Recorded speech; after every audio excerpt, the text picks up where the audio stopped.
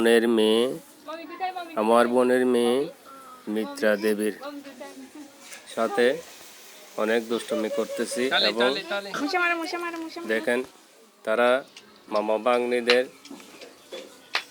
মামাদের কাছে পেয়ে কি মজা করতেছে, খুব খুশি, অনেক মজা করতেছে আমার মেয়ে প্রীতিরা এবং ভাগ্নি মিত্রা এবং আমার কাকির সাথে দেখেন অনেক দুষ্টুমি করতেছে। দেখেন আমার মেয়ে মিত্রার সাথে খুব মজা করতেছে।